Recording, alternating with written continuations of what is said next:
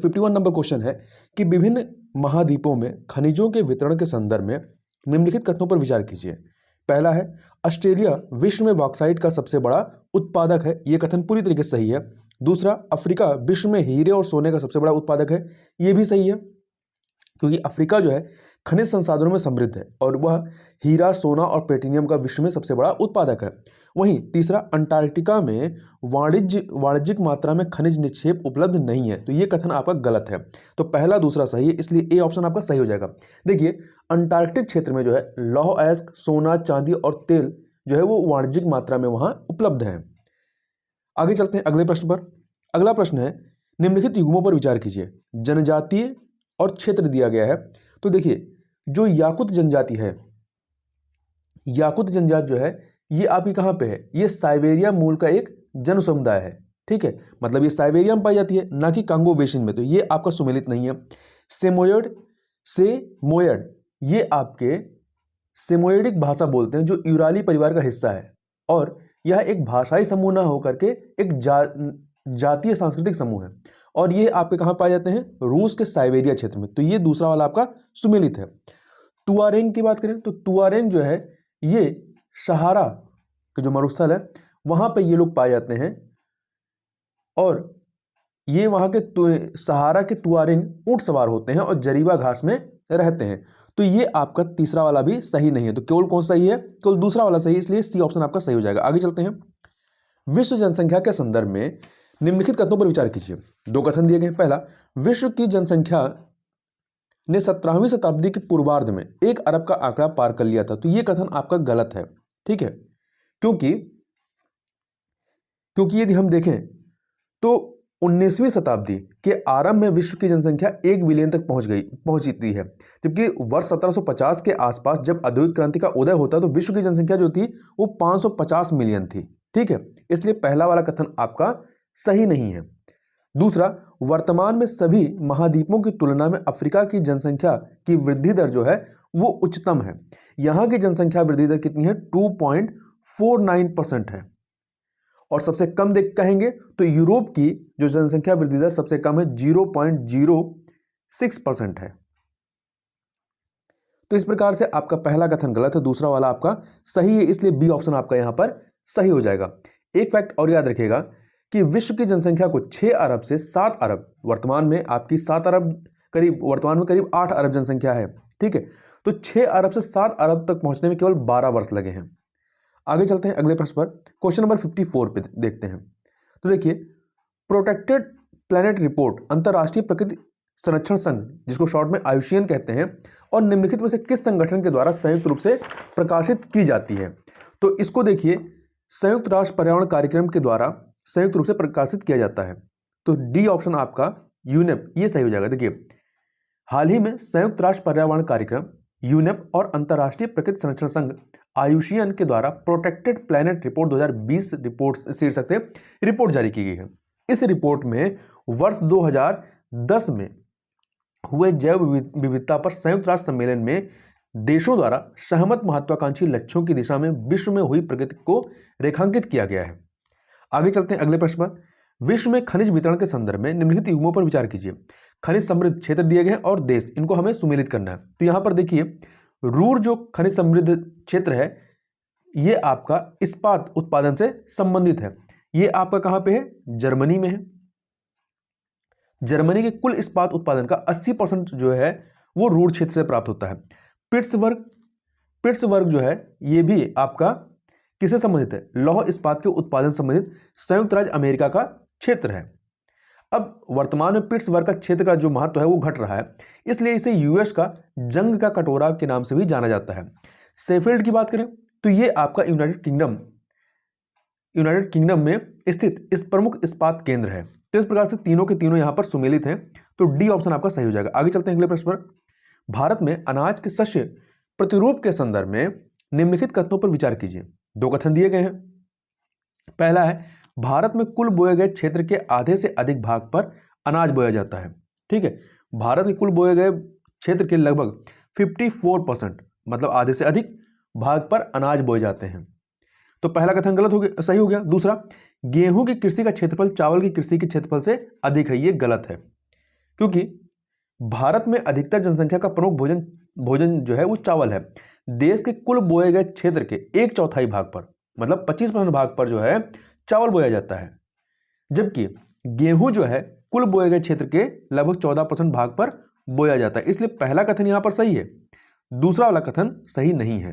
तो यहां पर ऑप्शन ए जो है वो सही हो जाएगा। आगे चलते हैं अगले प्रश्न पर। 57 नंबर क्वेश्चन देखते हैं। आयु लिंग पिरामिड के संदर्भ में निम्नलिखित कथनों पर विचार कीजिए। पहला, सामान्यतः विकासशील देशों के व्यापक आधार वाले त्रिभुजाकार पिरामिड होते हैं, बिल्कुल सही है। दूसरा, घंटी के आकार का पिरामिड इंगित करता है कि जनसंख्या लगभग स्थिर है, यह भी सही है।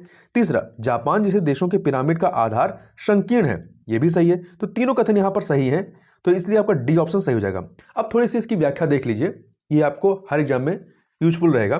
तो देखिए, जनसंख्या की आयु लिंग संरचना का अभिप्राय विभिन्न आयु वर्गों में स्त्रियों और पुरुषों की संख्या से है।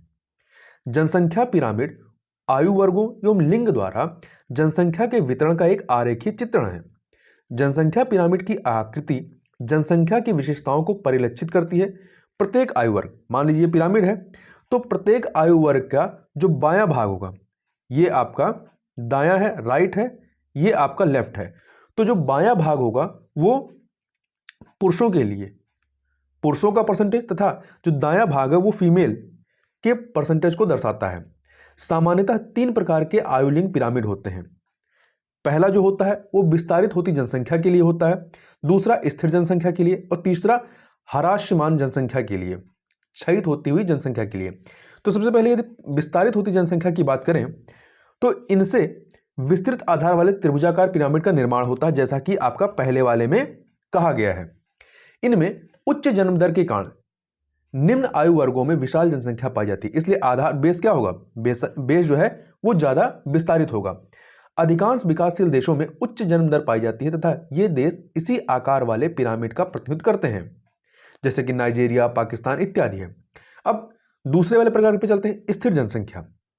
तो इनसे घंटी, जो आप घंटी देखते होंगे, घंटी के आकार, घंटी कुछ ऐसे होती है, ऊपर यहां पे कुछ ऐसे गोल सा होता है, तो इनसे घंटी के आकार के पिरामिड का निर्माण होता है, जो शीर्ष की ओर सुंडाकार, ये आपका सुंडाकार होता जाता है। यह दर्शाता है कि जन्म दर और मृत्यु दर लगभग समान है, जिसके परिणामस्वरूप जनसंख्या स्थिर हो जाती है, जैसा कि आपका कथन 2 में कहा गया है। अब तीसरा जो है ह्रासमान जनसंख्या। इनसे ऐसे पिरामिड का निर्माण होता है जिसका संकीर्ण आधार जो होता है बेस, ये संकीर्ण हो जाता है, और सुंडाकार शीर्ष निम्न जन्म और मृत्यु दर को दर्शाता है। जन्म दर भी निम्न होती है और मृत्यु दर भी कम होती है। यह जापान, जर्मनी जैसे विकसित देशों की विशिष्टता है, ये तीसरे में बताया गया है। अब आगे चलते हैं अगले प्रश्न पर। भारत में मैंगनीज के संदर्भ में निम्नलिखित कथनों पर विचार कीजिए। 3 कथन दिए गए हैं। तो देखिए, ये जो 3 कथन दिए गए हैं, पहला है यह लौह मिश्र धातुओं के विनिर्माण के लिए एक महत्वपूर्ण कच्चा माल है, बिल्कुल सही बात है। तो पहला वाला आपका सही हो गया, क्योंकि मैंगनीज जो है वो प्रकृति में मुक्त तत्व के रूप में नहीं पाया जाता है, यह प्रायः लोहे के साथ संयोजन पाया जाता है। दूसरा, मैंगनीज निक्षेप मुख्य रूप से धारवाड़ भूगर्भिक शैल संरचना से संबंध है। तो यह कथन भी आपका सही है, क्योंकि मैंगनीज निक्षेप लगभग सभी भूगर्भिक संरचनाओं में पाया जाता है, हालांकि मुख्य रूप से यह धारवाड़ क्रम से संबद्ध है। तीसरा, उड़ीसा जो है देश में सबसे अधिक मैंगनीज का उत्पादन करता है, यह कथन भी सही है, क्योंकि उड़ीसा मैंगनीज का अग्रणी उत्पादक राज्य है। इसके बाद आपका कर्नाटक आता है, महाराष्ट्र है, ये सभी भी मैंगनीज के उत्पादन में अग्रणी राज्यों में आते हैं। तो इस प्रकार से यहाँ पे तीनों ही कथन आपके सही हैं, इसलिए डी ऑप्शन आपका सही हो जाएगा। आगे चलते हैं क्वेश्चन नंबर 59। विश्व के व्यस्ततम व्यापारिक मार्गों के संदर्भ में बृहद ट्रंक मार्ग किसका भाग है? बृहद ट्रंक मार्ग किसका भाग है? तो ये जो है उत्तरी अटलांटिक महासागर का। उत्तरी अटलांटिक महासागर विश्व के औद्योगिक दृष्टि से विकसित 2 क्षेत्रों, पहला उत्तर पूर्वी संयुक्त राज्य अमेरिका और दूसरा उत्तर पश्चिमी यूरोप, इसको आप मैप में एक बार देखेंगे तो क्लियर हो जाएगा, को जोड़ता है। इस मार्ग पर विदेश व्यापार शेष विश्व के संयुक्त व्यापार से अधिक है। विश्व का 1/4 विदेशी व्यापार इसी मार्ग द्वारा परिवहित होता है, इसलिए यह विश्व का व्यस्ततम व्यापारिक जलमार्ग है। दूसरे अर्थों में इसे बृहद ट्रंक मार्ग कहा जाता है। तो ध्यान रखिएगा, उत्तर अटलांटिक महासागर को। आगे चलते हैं अगले प्रश्न में, क्वेश्चन नंबर 60 को देखते हैं। हाल ही में घटित हुई सुपर ब्लड मून की घटना के लिए निम्नलिखित में से किन परिस्थितियों को अनुकूल होना चाहिए? तो देखिए, पहला, चंद्रमा को पूरी तरह पृथ्वी के छाया क्षेत्र में स्थित होना चाहिए, बिल्कुल सही है। चंद्रमा और पृथ्वी को यथासंभव निकट होना चाहिए, ये भी सही है। तीसरा, यह पूर्णिमा की रात को होनी चाहिए, ये भी सही। तीनों के तीनों यहां पर सही हैं। देखिए, वर्ष 2021 का प्रथम चंद्रग्रहण जो है वो 26 मई 2021 को घटित हुआ था। यह एक सुपर लूनर घटना थी, क्योंकि सुपर मून, चंद्रग्रहण और रेड ब्लड मून की घटना एक साथ घटित हुई थी। इसे सुपर ब्लड मून कहा गया, जो पूर्ण चंद्रग्रहण और सामान्य से अधिक चमकदार सुपर मून का संयोजन था। इस घटना को घटित होने के लिए कुछ परिस्थितियों को अनुकूल होना चाहिए। जैसे पहला, सुपर मून तब घटित होता है जब पूर्णिमा या अमावस्या का चंद्रमा पृथ्वी के निकटतम बिंदु, जिसे उपभू कहते हैं, क्या कहते हैं, उपभू कहते हैं हिंदी में, के सन्निपतित होता है, मतलब निकट होता है। दूसरा, जब सूर्य और चंद्रमा पृथ्वी के एक ही ओर होते हैं। जब ये मान लीजिए पृथ्वी है और सूर्य और चंद्रमा, ये आपका सूर्य हो गया और ये चंद्रमा हो गया, तो सूर्य और चंद्रमा जब पृथ्वी के एक ही ओर होते हैं तो अमावस्या होती है। जब सूर्य और चंद्रमा पृथ्वी की विपरीत दिशा में होते हैं, मतलब ये चंद्रमा जो है आपका यहाँ आ जाए और सूर्य इधर रहे, तो विपरीत दिशा में हो गए तो पूर्णिमा होती है। चंद्र ग्रहण जो है केवल पूर्णिमा इस अवस्था में होता है, जब एक तरफ सूर्य होता है, एक तरफ चंद्रमा होता है, तो चंद्र ग्रहण केवल पूर्णिमा के दिन ही घटित हो सकता है। इसके अतिरिक्त ये भी ध्यान रखिएगा कि ब्लड मून जो है तब घटित होता है जब पृथ्वी का चंद्रमा मतलब चंद्रमा का पूर्ण चंद्र ग्रहण में होता है। आगे चलते हैं, अगला प्रश्न है, निम्नलिखित पर विचार कीजिए। तो ये जो 5 कारक दिए गए हैं, प्राकृतिक आपदाएं, नियमित कार्य की उपलब्धता, निर्धनता, कृषि कार्य पर जनसंख्या का अधिक दबाव, स्थानीय संघर्ष, उपरोक्त कारकों में से कौन से भारत में प्रवासन के प्रतिकर्ष कारकों के रूप में वर्गीकृत किए जा सकते हैं? प्रतिकर्ष कारक मतलब इंग्लिश में कहते हैं पुश फैक्टर। तो देखिए, प्रवास के लिए 2 फैक्टर कार्य करते हैं, एक होता है प्रतिकर्ष कारक जिसे पुश फैक्टर कहते हैं, और दूसरा होता है अपकर्ष कारक, पुल फैक्टर होता है। तो इसकी चर्चा हम लोग जो है पहले वीडियो में एक प्रश्न के तहत कर चुके हैं। तो यहां पर हम लोग बात करें तो इसमें आपका जो नियमित कार्य की उपलब्धता है, यह आपका अपकर्ष कारक है, पुल फैक्टर है, ना कि प्रतिकर्ष कारक। इसके अतिरिक्त सभी प्राकृतिक आपदाएं, निर्धनता, कृषि भूमि पर जनसंख्या का अधिक दबाव, स्थानीय संघर्ष अर्थात 1, 3, 4, 5 ये आपके प्रतिकर्ष कारक हैं। तो बी ऑप्शन आपका सही हो जाएगा। आगे चलते हैं अगले प्रश्न पर। जल संभर प्रबंधन के संदर्भ में निम्नलिखित कथनों पर विचार कीजिए। पहला, जल संभर के अंतर्गत सभी प्राकृतिक संसाधनों के संरक्षण, पुनरुत्पादन और विवेकपूर्ण उपयोग को सम्मिलित किया जाता है। दूसरा, समुदाय की भागीदारी जल संभर प्रबंधन की प्रमुख विशेषताओं में से एक है। तो यहां पे दोनों ही कथन सही है, इसलिए सी ऑप्शन आपका सही हो जाएगा। जल संभर प्रबंधन से तात्पर्य मुख्य रूप से धरातलीय और भौम जल संसाधनों के दक्ष प्रबंधन और संरक्षण से है। आगे चलते हैं अगले प्रश्न पर। अगला प्रश्न है, निम्नलिखित में से कौन हेलोक्लास्टी शब्द का सही वर्णन करता है? तो इसमें देखिए डी ऑप्शन पढ़िए, लवण क्रिस्टलों के विकास द्वारा उत्प्रेरित सेल अपक्षय, इसे क्या कहते हैं? हेलोक्लास्टी कहते हैं। संदर्भ क्या है कि हालिया शोधों से पता चला है कि इंडोनेशिया के सुलावेशी द्वीप पर स्थित गुफाओं में 45,000 से लेकर 20,000 वर्ष पूर्व के प्लीस्टोसीन युग की शैल चित्रकारी का अपक्षय हो रहा है। तो इसी के संदर्भ में हेलोक्लास्टी चर्चा में है। तो हेलोक्लास्टी एक प्रकार का भौतिक अपक्षय है, ध्यान रखिएगा, एक प्रकार का भौतिक अपक्षय है जो लवण क्रिस्टलों में वृद्धि के कारण होता है। यह प्रक्रिया सर्वप्रथम तब शुरू होती है जब लवणीय जल रिस कर दरारों में पहुंच जाता है और लवण के क्रिस्टल को वहां निक्षेपित करते हुए वाष्पीकृत हो जाती है। आगे चलते हैं अगले प्रश्न पर। निम्नलिखित कथनों में से कौन सा कायिक घनत्व शब्द का सही रूप से व्याख्या करता है? तो इसमें आप सी ऑप्शन पढ़िए, यह किसी देश की कुल जनसंख्या और निवल कृषि क्षेत्र के अनुपात को संदर्भित करता है। मतलब कायिक घनत्व क्या होगा? कुल जनसंख्या बटा के निवल कृषि क्षेत्र होता है। यदि इसे सेंटेंस में कहें तो कायिक घनत्व निवल कृषित भूमि के प्रति इकाई क्षेत्र में लोगों की संख्या को संदर्भित करता है। यह किसी देश की खाद्य उत्पादन क्षमता और इस पर पड़ने वाले मानवीय दबावों का एक आधारभूत संकेतक है। वहीं एक वर्ड और आता है, कृषि घनत्व। कृषि घनत्व में क्या होता है? ये कुल कृषि जनसंख्या बटा के निवल कृषि क्षेत्र, या कह सकते हैं कुल कृषि जनसंख्या और निवल कृषि क्षेत्र का अनुपात होता है। ये वाला जो आपका डी ऑप्शन में दिया है ये आपका क्या है, कृषि घनत्व है। आगे चलते हैं, निम्नलिखित में से कौन से कारक किसी क्षेत्र में जनसंख्या के उच्च घनत्व को बढ़ावा देते हैं? तो देखिए इसमें कौन से कारक हैं, आपका नदी घाटियां, खनिज समृद्ध क्षेत्र और नगरीकरण ये देते हैं। पर्वत श्रृंखलाएं और चोटियां ये इसके तहत नहीं आते क्योंकि ये कठिनाई वाले क्षेत्र होते हैं, तो यहां पे विरल जनसंख्या होगी। तो आपका पहला, तीसरा और चौथा अर्थात सी ऑप्शन आपका सही हो जाएगा। आगे चलते हैं अगले प्रश्न पर, क्वेश्चन नंबर 66। पेट्रोलियम के वितरण के संदर्भ में निम्नलिखित कथनों पर विचार कीजिए। पहला, अपरिष्कृत पेट्रोलियम तृतीय काल की अवसादी चट्टानों में पाया जाता है, सही है। दूसरा कथन, विश्व के आधे से अधिक प्रमाणित तेल भंडार उत्तरी अमेरिका में स्थित हैं। तो ये वाला कथन आपका सही नहीं है क्योंकि विश्व का आधे से अधिक प्रमाणित तेल भंडार मध्य पूर्व में स्थित है। ठीक है, कहां पर है, मध्य पूर्व में। तो दूसरा वाला गलत है। मध्य पूर्व के बाद कनाडा, संयुक्त राज्य अमेरिका, लैटिन अमेरिका, अफ्रीका और पूर्व सोवियत संघ के अधिग्रहण वाले क्षेत्र आते हैं। तो यहां पर पहला सही है, इसलिए ए ऑप्शन आपका सही हो जाएगा। थोड़ा सा और चीज देख लीजिए, अपरिष्कृत पेट्रोलियम जो है वो तृतीय काल की अवसादी चट्टानों में पाया जाता है। यह तब विकसित होता है जब बड़ी मात्रा में मृत जीव, सामान्यतः जू प्लैंकटन और शैवाल, तलछट चट्टानों के नीचे दब जाते हैं और उन पर बहुत अधिक तापमान और दबाव पड़ता है। पेट्रोलियम को जो है काला सोना या तरल सोना भी कहा जाता है। आगे चलते हैं अगले प्रश्न पर। अगला प्रश्न है, एक स्टेटमेंट दिया गया है, यह एक घुमंतू जनजाति है, पैराग्राफ है, जो कभी पूर्वी अफ्रीका के मध्य उच्च भूमि पर विचरण करते थे, परंतु अब मुख्य रूप से केन्या और तंजानिया में कुछ वर्ग मील के भूभाग तक ही सीमित रह गए हैं। इनके द्वारा पाले गए मवेशियों में कुबड़ और लंबे सींग वाले जेबू मवेशी होते हैं।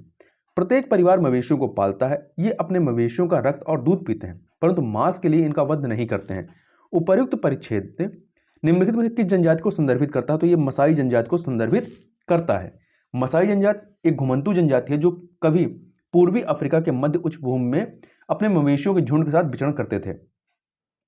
अब ये मुख्य रूप से केन्या और तंजानिया के कुछ वर्ग मील के भूभाग में सीमित रह गए हैं। ठीक है, इसके अतिरिक्त जो पिग्मी है, पिग्मी ये अफ्रीका में कांगो बेसिन के अत्यंत छोटे कद के लोग हैं। दूसरा, एस्किमो की बात करें तो ग्रीनलैंड, उत्तरी कनाडा और अलास्का के भूभाग पर यह निवास करते हैं। लैप्स की बात करें तो लैप्स जो है अज्ञात मूल के सशक्त लोग हैं जो अब तक यूरोपीय सभ्यता के उत्तरी छोर पर अपनी जाति, भाषा और अपनी संस्कृति के तत्वों को संरक्षित करने में कामयाब रहे हैं।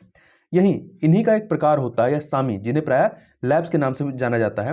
ये नॉर्वे के तटों से रूस में कोला के प्रायद्वीप तक फैले हुए एक बहुत विस्तृत क्षेत्र में रहते हैं। आगे चलते हैं अगले प्रश्न पर।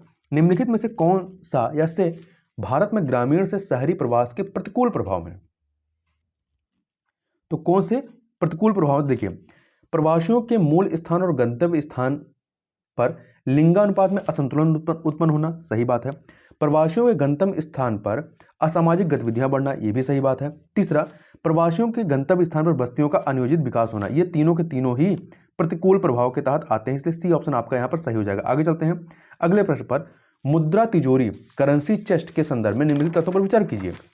पहला, मुद्रा तिजोरी में मौजूद मुद्रा संबंधित बैंकों की होती है, तो यह कथन सही नहीं है। दूसरा, मुद्रा तिजोरी की सुरक्षा उस बैंक की जिम्मेदारी है जिसमें तिजोरी स्थित है, ये वाला सही है, इसलिए यहां पे बी ऑप्शन आपका सही हो जाएगा। अब थोड़ी सी चर्चा कर लेते हैं। मुद्रा, ये चर्चा में क्यों है? क्योंकि हाल ही में चंडीगढ़ में एक्सिस बैंक के मुद्रा तिजोरी, करेंसी चेस्ट से लगभग 4 करोड़ रुपए की चोरी हुई है। मुद्रा तिजोरी की बात करें तो यह एक ऐसा स्थान है जहां भारतीय रिजर्व बैंक अर्थात आरबीआई जो है बैंकों और एटीएम के लिए रखी गई मुद्रा का भंडारण करता है। ये तिजोरियां सामान्यतः विभिन्न बैंकों के परिसर में स्थित होती हैं, किंतु आरबीआई द्वारा प्रशासित होती हैं। मुद्रा तिजोरी की सुरक्षा उस बैंक की जिम्मेदारी है जिसमें तिजोरी स्थित है। आरबीआई निर्धारित मानदंडों के अनुसार बैंक को सुरक्षा खर्चों की प्रतिपूर्ति करता है। आगे चलते हैं अगले प्रश्न पर। Question number 70। निम्नलिखित में से कौन से शहर भारत के राष्ट्रीय जलमार्ग 3 पर स्थित हैं? देखिए, राष्ट्रीय जलमार्ग नंबर 3 जो है ये कोट्टपुरम से कोल्लम तक विस्तृत है। कोट्टपुरम से कोल्लम तक विस्तृत है। इसमें चंपाकार नहर और उद्योग मंडल नहर के साथ पश्चिमी तट नहर का 168 किलोमीटर क्षेत्र भी स्थित है। ठीक है। इसके मार्ग में आपका कोच्चि, अल्पुझा, कोल्लम, कोट्टपुरम आते हैं, परंतु जो तिरुवनंतपुरम है ये कोल्लम से करीब 65 किलोमीटर दक्षिण में स्थित है, ये इसलिए इसमें नहीं शामिल है। तो आपका 1 2 3 4 5 को छोड़ दीजिए, सी ऑप्शन। विभिन्न खनिजों की प्राप्ति के संदर्भ में निम्नलिखित कथनों पर विचार कीजिए। 3 कथन दिए गए हैं। पहला है धात्विक खनिज सिराओं और जमा से प्राप्त होते हैं, बिल्कुल सही बात है। दूसरा, कोयला मुख्य रूप से घाटे के तल की रेत में जलोढ़ निक्षेप से प्राप्त होती है, ये आपका सही, ये कथन जो है आपका सही नहीं है। तो पहला सही, दूसरा वाला गलत है। तीसरा, बॉक्साइट का निर्माण या सांद्रण लंबे समय तक अत्यधिक ऊष्मा और दबाव के परिणाम स्वरूप हुआ है। तो यहां पर जो है तीसरा कथन यह भी सही नहीं है। तो इस प्रकार से केवल यहां पर पहला कथन आपका सही है, तो ए ऑप्शन आपका सही हो जाएगा। कुछ अन्य चीजों की बात करें तो देखिए, आग्नेय और कायांतरित चट्टानों में खनिज दरारों, जोड़ों, भ्रंशों एवं बिदरों में मिलते हैं। छोटे जमाव जो है सिराओं के रूप में और बृहद जमाव परत के रूप में पाए जाते हैं। मुख्य धात्विक खनिज जैसे टीन, तांबा, जस्ता एवं सीसा आदि सिराओं और जमाव के रूप में प्राप्त होते हैं। इसके अतिरिक्त कोयले का निर्माण लंबे समय तक अत्यधिक ऊष्मा और दबाव के परिणाम स्वरूप हुआ है, इसलिए जो पहला वाला है वो सही नहीं है। पहला कथन दूसरा कथन जो है वो सही नहीं है। इसके अतिरिक्त खनिजों के निर्माण की एक अन्य विधि में धरातली चट्टानों का अपघटन है। चट्टानों के घुलनशील तत्वों के अपरदन के पश्चात अयस्क युक्त अवशिष्ट चट्टानें शेष रह जाती हैं। इसी प्रक्रिया से बॉक्साइट का निर्माण होता है। आगे चलते हैं अगले प्रश्न पर, क्वेश्चन नंबर 72। निम्नलिखित कथनों पर विचार कीजिए। 2 कथन दिए गए हैं। विकसित देशों की तुलना में विकासशील देशों में जनसंख्या के वृद्धि होने की घटना अधिक सामान्य है, गलत है, ये उल्टा है। दूसरा, विकसित देशों में जन्म दर में कमी के कारण जनसंख्या में बच्चों के अनुपात में गिरावट आई है, तो ये कथन सही है। तो इसलिए आपका पहला गलत, दूसरा सही, बी ऑप्शन आपका सही हो जाएगा। अब थोड़ा सा और देख लेते हैं। तो देखिए, जनसंख्या का वृद्धि होना एक ऐसी प्रक्रिया है जिसमें वृद्ध लोगों का अनुपात बढ़ जाता है। इसे जननांकीय का वृद्धि होना या डेमोग्राफिक एजिंग या जनसंख्या के वृद्धि होने, पॉपुलेशन एजिंग के रूप में संदर्भित किया जाता है। अधिकांश विकसित देशों में जीवन प्रत्याशा अर्थात लाइफ एक्सपेक्टेंसी में वृद्धि और जन्म दर में कमी के कारण उच्च आयु समूह की जनसंख्या में वृद्धि हुई है। इसलिए विकसित देश जनसंख्या के वृद्धि होने का अनुभव कर रहे हैं। विगत कुछ दशकों में विकसित देशों ने विभिन्न सामाजिक आर्थिक कारणों से जन्म दर में कमी का अनुभव किया है। कुछ महत्वपूर्ण है जैसे कि महिलाओं की शिक्षा, बेहतर स्वास्थ्य सुविधाएं, एकल परिवार, गर्भ निरोधकों तक पहुंच, बच्चे के पालन पोषण में आर्थिक लागत इत्यादि।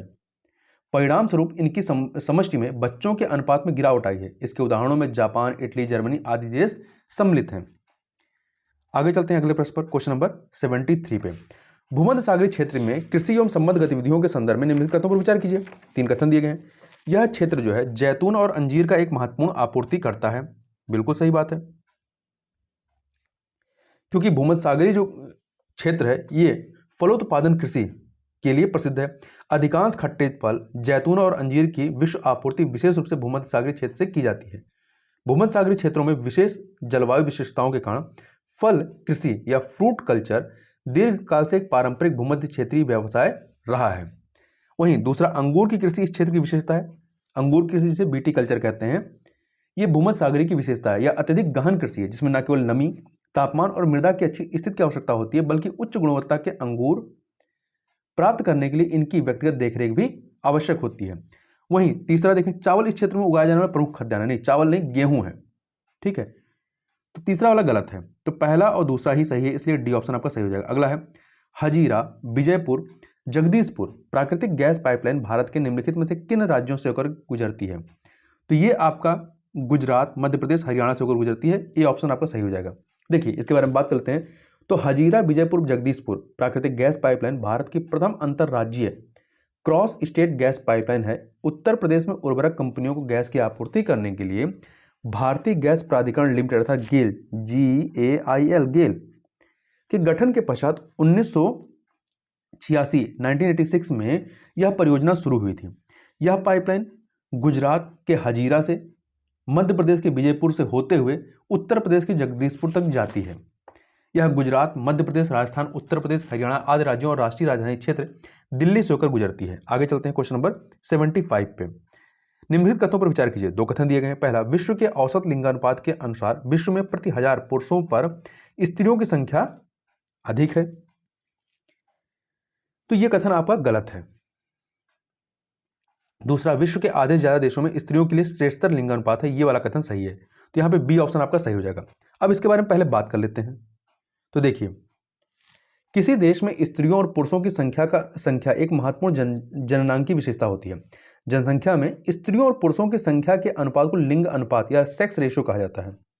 संयुक्त राष्ट्र द वर्ल्ड पॉपुलेशन प्रोस्पेक्ट 2019 के अनुसार विश्व का लिंगानुपात प्रति 1000 स्त्रियों पर जो पुरुष है वो 1016 पुरुष हैं। इसलिए विश्व लिंगानुपात स्त्रियों के अनुकूल नहीं है। लगभग 125 देशों में प्रति 1000 पुरुषों पर स्त्रियों की संख्या अधिक है। इसलिए पहला ऑप्शन गलत, पहला कथन गलत है, दूसरा वाला सही है। कतर में लिंगानुपात की स्थिति विश्व में सबसे खराब है, जबकि नेपाल में लिंगानुपात विश्व में सर्वाधिक है। तो इस फैक्ट को भी याद रखिएगा। क्वेश्चन नंबर 76 देखते हैं। दालों के संदर्भ में निम्नलिखित कथनों पर विचार कीजिए। पहला, ये फलीदार फसल है जो नाइट्रोजन यौगीकरण के माध्यम से मृदा की प्राकृतिक उर्वरता को बढ़ाती है। सही बात है। देश में कुल बोए गए क्षेत्र का लगभग 25% भाग दालों के अधीन है। 25% नहीं बल्कि 11% भाग दालों के अधीन है। तो यहां पर आपका पहला वाला कथन सही है, दूसरा वाला गलत है। यहां पे यह भी फैक्ट याद रखिएगा कि भारत विश्व में दालों का अग्रणी उत्पादक देश है। देश में दालों की खेती अधिकतर दक्कन के पठार, मध्य पठारी भागों तथा उत्तर पश्चिम के शुष्क भागों में की जाती है। इसके अतिरिक्त शुष्क भूमि की वर्षा आधारित फसल होने के कारण दालों की उत्पादकता कम है तथा इसमें वार्षिक उतार चढ़ाव पाया जाता है। चना और अरहर भारत में उगाई जाने वाली प्रमुख दालें हैं। तो यहां पर ये ऑप्शन सही हो जाएगा। आगे चलते हैं क्वेश्चन नंबर 77। 2011 की जनगणना के अनुसार निम्नलिखित में से किन राज्यों या केंद्र शासित प्रदेशों की साक्षरता दर 90% से अधिक है। तो इसमें केरल, मिजोरम, लक्षद्वीप, समूह ये तीनों शामिल हैं। चंडीगढ़ में कितना है, यहां पर 85 से लेकर 90% के मध्य में है। ठीक है। और भारत में कुल साक्षरता दर कितनी रही है, 74.04%। और महिलाओं की इसमें कितनी है, 65.46%। आगे चलते हैं अगले प्रश्न पर। तो यहां पर पहला, दूसरा, तीसरा सही है, अर्थात आपका ए ऑप्शन यहां पर सही है, चंडीगढ़ वाला नहीं है। अगले प्रश्न पर चलते हैं 78 नंबर क्वेश्चन। निम्नलिखित कथनों पर विचार कीजिए। तृतीयक क्रियाकलाप भौतिक कच्चे माल के प्रक्रमण और मूर्त वस्तुओं के उत्पादन में प्रत्यक्षता सम्मिलित होते हैं। तो आपका पहला कथन जो है वो सही नहीं है। अभी देख लेते हैं क्यों सही नहीं है। दूसरा देखते हैं, निर्णयकर्ताओं या नीति निर्माताओं के उच्चतम स्तर चतुर्थ क्रियाकलापों का निष्पादन करते हैं। तो यह भी कथन आपका सही नहीं है। तीसरा, पंचम क्रियाकलापों के कर्मियों को प्रायः स्वर्ण कॉलर व्यवसायिक कर्मियों के रूप में जाना जाता है। तो तीसरा वाला आपका सही है। तो यहां पर सी ऑप्शन आपका सही हो जाएगा। अब थोड़ा सा बात कर लेते हैं इसके बारे में। तो तृतीय क्रियाकलापों टर्सरी एक्टिविटीज में उत्पादन और विनिमय दोनों सम्मिलित होते हैं। उत्पादन में सेवाओं की उपलब्धता शामिल होती है जिनका उपभोग किया जाता है। उत्पादन को परोक्ष रूप से पारस्परिक और वेतन के रूप में बांटा या मापा जाता है। विनिमय के अंतर्गत व्यापार, परिवहन और संचार सुविधाएं सम्मिलित होती हैं जिनका उपयोग दूरी को निष्प्रभावी करने के लिए किया जाता है। इसलिए तृतीय क्रियाकलापों में मूर्त वस्तुओं के उत्पादन के बजाय सेवाओं का व्यावसायिक उत्पादन सम्मिलित होता है। वे भौतिक कच्चे माल के प्रक्रमण में प्रत्यक्ष रूप से सम्मिलित नहीं होती हैं। वहीं द्वितीयक और तृतीयक क्रियाकलापों के मध्य मुख्य अंतर यह है कि सेवाओं द्वारा उपलब्ध विशेषज्ञता, उत्पादन तकनीकों, मशीनरी और कारखाने की प्रक्रियाओं की अपेक्षा कर्मियों की विशिष्टीकृत कुशलताओं, अनुभव और ज्ञान पर अत्यधिक निर्भर करती हैं। चतुर्थ क्रियाकलापों में कुछ चीजें सम्मिलित हैं जैसे कि सूचना का संग्रहण, उत्पादन और प्रकीर्णन अथवा सूचना का उत्पादन। चतुर्थ क्रियाकलाप अनुसंधान और विकास पर केंद्रित होते हैं और विशिष्टीकृत ज्ञान, प्रौद्योगिकी कुशलता और प्रशासकीय सामर्थ्य से संबद्ध सेवाओं के उन्नत नमूने के रूप में देखे जाते हैं। पंचम क्रियाकलाप की बात करें तो वे सेवाएं हैं जो नवीन और वर्तमान विचारों की रचना, उनके पुनर्गठन और व्याख्या, आंकड़ों की व्याख्या और प्रयोग तथा नई प्रौद्योगिकियों के मूल्यांकन पर केंद्रित होती हैं। उच्चतम स्तर के निर्णय लेने या नीतियों का निर्माण करने वाले पंचम क्रियाकलापों का निष्पादन करते हैं।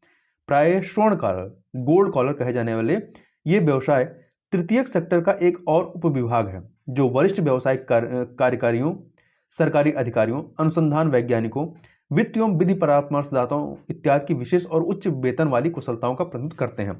तो इस प्रकार से आपका ये जो दूसरे में दिया गया है ये भी आपका पंचम क्रियाकलापों के तहत आएगा। आगे चलते हैं, क्वेश्चन नंबर 79, निम्नलिखित में से कौन सा राज्य भारत में कॉफी का सबसे बड़ा उत्पादक है? तो कर्नाटक है।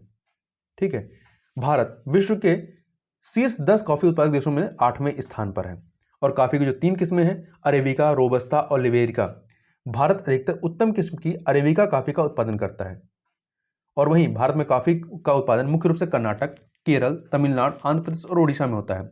कर्नाटक सबसे बड़ा उत्पादक राज्य है और देश के समस्त कॉफी उत्पादन का 70% से अधिक भाग अकेले कर्नाटक राज्य से आता है। आगे चलते हैं, हाल ही में A76 हिमखंड अंटार्कटिका के रोने आइस शेल्फ से टूटकर सबसे बड़ा तैरता हुआ हिमखंड बन गया। यह हिमखंड वर्तमान में निम्नलिखित में से किस समुद्र में तैर रहा है? तो बेडल सागर में यह तैर रहा है। भारत में निम्नलिखित में से किन स्थलों को यूनेस्को के विश्व धरोहर स्थल के रूप में वर्गीकृत किया गया है? तो इसमें आपका एलिफेंटा की गुफाएं और भारत की पर्वतीय रेल शामिल हैं। तो पहला और तीसरा अर्थात सी ऑप्शन यहां पर आपका सही हो जाएगा। देखिए इसकी चर्चा क्यों हो रही है? तो देखिए हाल ही में भारत के 6 स्थलों को यूनेस्को की विश्व धरोहर स्थलों की अस्थायी या संभावित सूची में जोड़ा गया है। इसमें आपके वाराणसी में गंगा घाट, तमिलनाडु में कांचीपुरम के मंदिर और मध्य प्रदेश में सतपुड़ा बाघ रिजर्व सहित 6 स्थानों को शामिल किया गया है। ये अभी अस्थायी और संभावित सूची में जोड़े गए हैं। ठीक है, अभी इन्हें घोषित नहीं किया गया है, जबकि वर्तमान में भारत के 38 विश्व धरोहर स्थल हैं जिनमें आपका एलिफेंटा की गुफाएं हैं, भारत के पर्वतीय रेल हैं इत्यादि हैं। आगे चलते हैं, क्वेश्चन नंबर 82 पे, प्रधानमंत्री किसान सम्मान निधि योजना के संदर्भ में निम्नलिखित कथनों पर विचार कीजिए। यह 100% अर्थात 100% केंद्र द्वारा वित्त पोषित योजना है, बिल्कुल सही बात है। दूसरा, प्रत्यक्ष लाभ अंतरण डीबीटी के माध्यम से किसान खाते में 2 समान किस्तों में धन अंतरित किया जाता है, नहीं 3 समान किस्तों में, 3 समान, चूंकि 6,000 रुपया दिया जाता है इसमें, तो एक किस्त में 2,000, तो इस प्रकार से 4-4 माह पे 3 किस्तों में इसको दिया जाता है। तो दूसरा गलत हो गया। तीसरा, योजना के अंतर्गत संस्थागत भूमि धारक आय सहायता प्राप्त करने के पात्र नहीं है, तो तीसरा वाला कथन आपका सही है। तो पहला और तीसरा सही है, इसलिए ए ऑप्शन आपका सही हो जाएगा। देखिए यह जो प्रधानमंत्री किसान सम्मान निधि है यह 1 दिसंबर 2018 से प्रभावी हुआ था और यहां पर ध्यान रखिएगा इसके तहत किसको शामिल नहीं किया गया है? उसमें संस्थागत भूमिधारक, संवैधानिक पदों पर आसीन किसान परिवार, राज्य या केंद्र सरकार के सेवारत या सेवानिवृत्त अधिकारी और कर्मचारी, साथ ही सार्वजनिक क्षेत्र के उपक्रम और सरकारी स्वायत्त निकाय शामिल हैं। आगे चलते हैं अगले प्रश्न पर, स्वच्छंद उद्योगों या जिसे इंग्लिश में फूटलूज इंडस्ट्री कहते हैं के संदर्भ में निम्नलिखित कथनों पर विचार कीजिए। पहला, स्वच्छंद उद्योग स्थान के चयन में अपेक्षाकृत मुक्त विकल्प का उपयोग करते हैं, बिल्कुल सही है। ये उद्योग समानता प्रदूषण करने वाले उद्योग हैं, ये कथन गलत है, तो केवल यहाँ पे पहला सही है, ए ऑप्शन।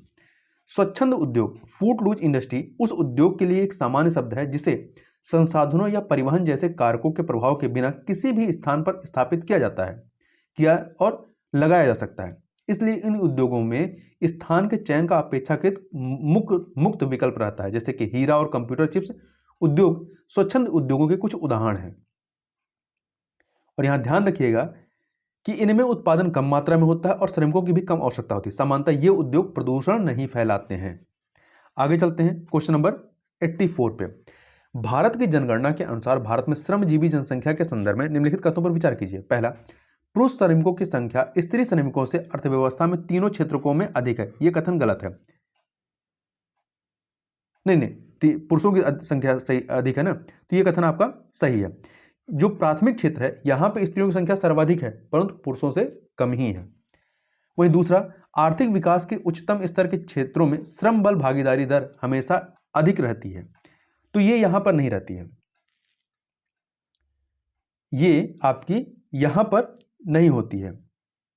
ये विकास के निम्न स्तरों में, आर्थिक विकास के उच्च स्तर में नहीं बल्कि आर्थिक विकास के निम्न स्तर के क्षेत्रों में श्रम बल भागीदारी दर हमेशा अधिक होती है। तो पहला वाला कथन आपका सही है, दूसरा वाला सही नहीं है, इसलिए आपका विकल्प ए जो है वो सही हो जाएगा।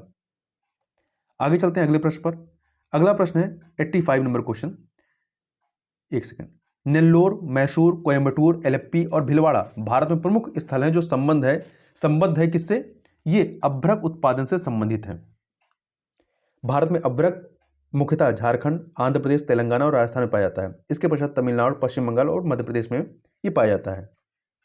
आंध्र प्रदेश में नेल्लोर जिले में सर्वोत्तम प्रकार का अभ्रक का उत्पादन होता है। आगे चलते हैं अगले प्रश्न पर।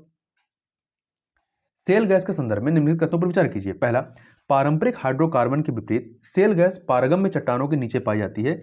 यह कथन आपका सही नहीं है, क्योंकि देखिए पारगम्य चट्टानों से सुगमता से निष्कर्षित किए जा सकने वाले पारंपरिक हाइड्रोकार्बन के विपरीत सेल गैस निम्न पारगम्य, ठीक है, पारगम्य नहीं, निम्न पारगम्य चट्टानों के नीचे फंसी हुई होती हैं। निम्न पारगम्य चट्टानों को तोड़ने तथा सेल गैस के भंडारों तक पहुंचने के लिए इसे दाबानुकूलित जल, रसायन और बालू के मिश्रण की आवश्यकता होती है। तो यहां पे जो दूसरा कथन है, सेल गैस के निष्कर्षण के लिए बेहद मात्रा में जल की आवश्यकता होती है, ये सही हो गया। पहला गलत, दूसरा सही। तीसरा, संयुक्त राज्य अमेरिका के पास विश्व का सबसे बड़ा सेल गैस भंडार होने का अनुमान है। नहीं, ये गलत है, क्योंकि संयुक्त राज्य अमेरिका नहीं बल्कि चाइना के पास है। चाइना के पास है, तो ये गलत हो गया। यहां पे केवल दूसरा वाला कथन सही है, बी ऑप्शन आपका। चीन के पास विश्व का सबसे बड़ा सेल गैस भंडार होने का अनुमान है। इसके पश्चात संयुक्त राज्य अमेरिका, अर्जेंटीना, मैक्सिको, दक्षिण अफ्रीका, ऑस्ट्रेलिया और कनाडा का स्थान आता है।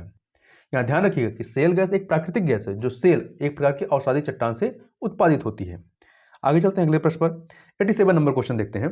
भारत में जनसंख्या के धार्मिक संगठन के संदर्भ में निम्नलिखित कथनों पर विचार कीजिए। पहला, भारत में बौद्धों की जनसंख्या कुल जनसंख्या के 1% से भी कम है। बिल्कुल सही बात है। कितनी है? 0.7% है। लक्षद्वीप में मुस्लिम बहुसंख्यक हैं। बिल्कुल सही है। लक्षद्वीप हो गया, जम्मू कश्मीर हो गया, यहाँ पे मुस्लिम बहुसंख्यक हैं।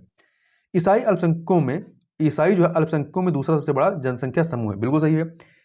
सबसे अधिक हिंदू हैं 79.8%, मुस्लिम है 14.2%, इसके बाद ईसाई हैं 2.3%। तो दूसरा सबसे बड़ा समूह है अल्पसंख्यकों का। तो यहां पर आपका देखेंगे तो तीनों के तीनों कथन आपके सही हैं, इसलिए डी ऑप्शन आपका सही हो जाएगा। आगे चलते हैं अगले प्रश्न पर। जनसांख्यिकीय संक्रमण सिद्धांत के संदर्भ में निम्नलिखित कथनों पर विचार कीजिए। दो कथन दिए गए। प्रथम अवस्था में उच्च प्रजननशीलता के कारण जनसंख्या का विस्तार होता है। तो ये वाला कथन आपका सही नहीं है। क्यों? क्योंकि देखिए प्रथम अवस्था में उच्च प्रजननशीलता के साथ ही उच्च मृत्यता भी होती है, मृत्यु दर भी अधिक होती है, क्योंकि लोग महामारी और भोजन की अनिश्चित आपूर्ति से होने वाली मृत्युओं की क्षतिपूर्ति अधिक पुनरुत्पादन से करते हैं। तो जन्म दर भी ज्यादा होती है, मृत्यु दर भी अधिक होती है।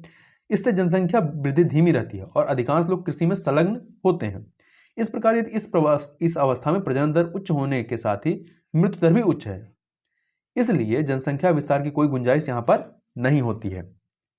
दूसरा, अंतिम अवस्था में प्रजननशीलता और मर्त्यता मतलब मृत्यु दर दोनों में काफी गिरावट आती है।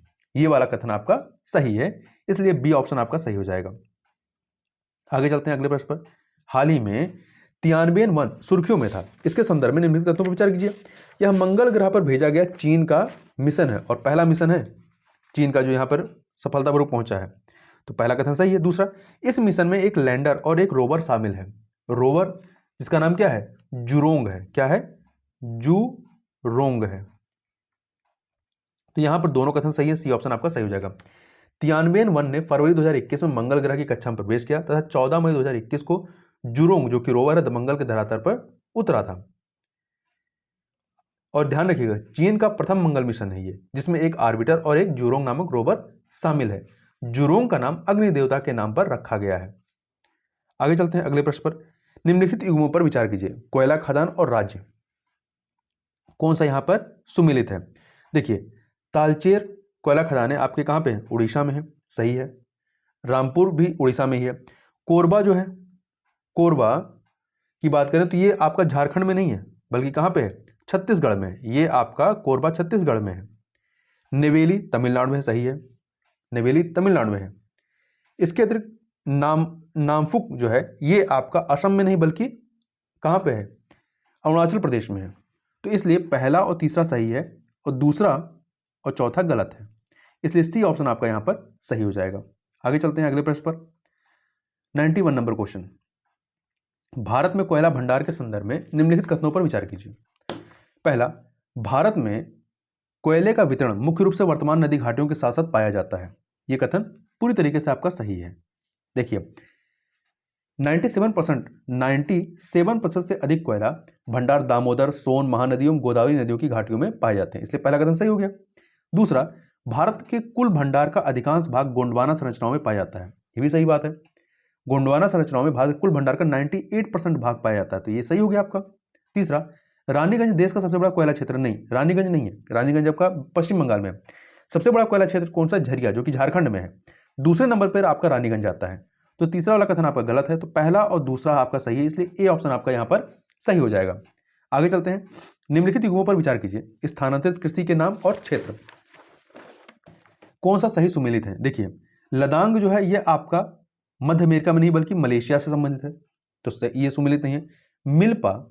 मिल्पा जो है ये आपका मलेशिया से नहीं है। कौन सा सुमेलित हमें बताना ना। तो देखिए मिल्पा जो है आपका मलेशिया से संबंधित नहीं है बल्कि ये अफ्रीका, मध्य अमेरिका और मैक्सिको से संबंधित है। वहीं झूम जो है ये पूर्वोत्तर भारत में है। तो इस प्रकार से केवल तीसरा वाला ही आपका सही है यहां पर, तो डी ऑप्शन। इसके अतिरिक्त तुंगिया वर्मा में, तमराई थाईलैंड में, केंगिन फिलीपींस में, हुमा जावा में, चिन्ना श्रीलंका में स्थानांतरित कृषि के नाम है। आगे चलते हैं। निम्नलिखित में से कौन से गैर परंपरागत ऊर्जा स्रोत हैं? तो देखिए गैर परंपरागत, प्राकृतिक गैस जो है ये परंपरागत है, अवशिष्ट एवं कचरा और ज्वार एवं तरंगे ये गैर परंपरागत ऊर्जा स्रोत हैं। तो दूसरा और तीसरा अर्थात बी ऑप्शन आपका सही हो जाएगा। अब गैर परंपरागत ऊर्जा स्रोत होते कौन से हैं? ये स्थायी ऊर्जा स्रोत हैं जिनकी प्राकृतिक प्रक्रियाओं द्वारा निरंतर पूर्ति की जाती रहती है। ये सरलता से समाप्त नहीं हो सकते हैं और इन्हें निरंतर उत्पन्न किया जा सकता ताकि बार बार उपयोग किया जा सके। और ये ऊर्जा स्रोत समान रूप से वितरित होते हैं और पर्यावरण के अनुकूल होते हैं। आगे चलते हैं अगले प्रश्न 94 नंबर। निम्नलिखित गतिविधियों पर विचार कीजिए। लौह अयस्क से लोहे का निष्कर्षण, खाद्य प्रसंस्करण, कपास का तंतु या सूत में परिवर्तन, लौह अयस्क का खनन। उपर्युक्त गतिविधियों में से कौन सी द्वितीयक गतिविधियां मानी जाती हैं? तो देखिए पहला, दूसरा, तीसरा ये आपकी द्वितीयक गतिविधियां हैं, ठीक है। जबकि लौह अयस्क का खनन जो है ये आपका प्राथमिक गतिविधियां हैं, तो यहां पर ए ऑप्शन आपका सही हो जाएगा। आगे चलते हैं। हाल ही में volatiles investigating polar exploration rover BIPER mission सुर्खियों में रहा। BIPER मिशन के संदर्भ में निम्नलिखित कथनों पर विचार कीजिए। यह एक चंद्र मिशन है जो चंद्रमा के अंधेरे या छाया क्षेत्र वाले हिस्से पर उतरेगा। यह राष्ट्रीय वैमानिकी और अंतरिक्ष प्रसाधन तथा नासा द्वारा आरंभ किया गया एक मिशन है। दोनों कथन यहाँ पर सही हैं, तो ये सी ऑप्शन यहाँ पर सही हो जाएगा। देखिए इसके बारे में बात कर लेते हैं। तो नासा का लक्ष्य चंद्रमा के अंधेरे वाले हिस्से के लिए एक नया मिशन आरंभ करना है। यह mission volatiles investigating polar exploration rover चंद्रमा पर एक महत्वपूर्ण जल अणुओं और अन्य स्थायी खनिजों के अन्वेषण हेतु प्रारंभ किया जाएगा, ठीक है। यह मोबाइल रोबोट आर्टेमिस कार्यक्रम का पूरक होगा और यह मिशन जो है 2023 के लिए योजनाबद्ध की गई है। 96 नंबर क्वेश्चन देखते हैं। भारत के निम्नलिखित लौह अयस्क खानों को पश्चिम से पूर्व की ओर व्यवस्थित कीजिए। पश्चिम से पूर्व की ओर, तो देखिए इसमें आपका जो रत्नगिरी है, रत्नगिरी कहाँ पे? महाराष्ट्र में, तो महाराष्ट्र सबसे पश्चिम में आ जाएगा। फिर इसके बाद दुर्ग आता है, दुर्ग छत्तीसगढ़ में है, तो इसके बाद छत्तीसगढ़ आ जाएगा। फिर आपका गुआ आएगा, गुआ झारखंड में है। फिर आपका मयूरभंज उड़ीसा, तो सबसे लास्ट में मयूरभंज आ जाएगा। तो इस प्रकार से आप देखेंगे तो 1, 3, 2, 4 बी ऑप्शन आपका सही हो जाएगा। आगे चलते हैं क्वेश्चन नंबर 97 पे। निम्नलिखित में से कौन से भारत में गुच्छित बस्तियों के विकास के कारण है? सुरक्षा कारण, जल का अभाव, उपजाऊ जलोढ़ मैदान। तीसरा वाला नहीं है, तो 1, 2, 4 अर्थात ए ऑप्शन आपका जो है वो सही हो जाएगा। थोड़ा सा और देख लेते हैं। गुंचित ग्रामीण बस्ती ये घरों का एक संहत या संकुलित रूप से निर्मित क्षेत्र है। इस प्रकार के गांव में सामान्य रहन सहन का क्षेत्र स्पष्ट और चारों ओर फैले खेत, खलिहानों और चारागाहों से पृथक होता है। ऐसी बस्तियां सामान्य तौर पर उपजाऊ जलोढ़ मैदानों और उत्तर पूर्व राज्यों में पाई जाती हैं। और ये जो असमतल भूभाग है ये गुच्छित ग्रामीण बस्तियों की विशेषता नहीं है, बल्कि ये आपके जो परिचित बस्तियां हैं, डिप्रेस्ड सेटलमेंट्स हैं, उनकी विशेषता है कह सकते हैं, या उनके विकास के कारण है। आगे चलते हैं 98 नंबर क्वेश्चन। यह पट्टी लौह धातुओं और बॉक्साइट में समृद्ध है। इसमें उच्च कोटि का लौह अयस्क, मैग्नीज और चूना पत्थर भी पाया जाता है। नेबली लिग्नाइट को छोड़कर इस पट्टी में कोयला निक्षेपों का अभाव है।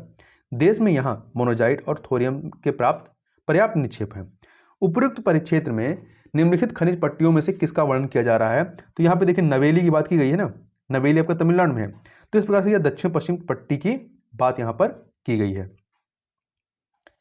डी ऑप्शन आपका सही हो जाएगा। आगे चलते हैं। निम्नलिखित भाषा परिवारों को उन्हें भारत में बोलने वाले लोगों की संख्या के घटते क्रम में व्यवस्थित कीजिए। तो सबसे अधिक कौन सी भाषा बोली जाती है? भारतीय यूरोपीय, फिर उसके बाद द्रविड़ है, फिर ऑस्ट्रिक है और सबसे लास्ट में चीनी तिब्बती है। तो इस प्रकार से आप देखेंगे तो 3214 सी ऑप्शन आपका सही हो जाएगा। आगे चलते हैं, क्वेश्चन नंबर 100 देखते हैं। निम्नलिखित में से कौन सी घटना नवीनतम है? तो देखिए सीमा सड़क संगठन की स्थापना कब हुई थी? इसकी स्थापना आपकी होती है मई 1960 में। कोंकण रेलवे का निर्माण कब होता है? 1998 में होता है। भारतीय अंतर्देशीय जलमार्ग प्राधिकरण की स्थापना कब होती है? 27 अक्टूबर 1986 को। ऑयल इंडिया लिमिटेड की स्थापना कब होती है? 1959 में। तो देखिए सबसे नवीनतम घटना कौन सी? कोंकण रेलवे का निर्माण, इसलिए बी ऑप्शन आपका सही हो जाएगा, बी ऑप्शन। इस प्रकार से यहां पर हमने 2 वीडियो के तहत 100 प्रश्नों को पूरे व्याख्या के साथ देखा। तो इस वीडियो में बस इतना ही, मिलते हैं नेक्स्ट वीडियो में, तब तक के लिए बहुत बहुत धन्यवाद।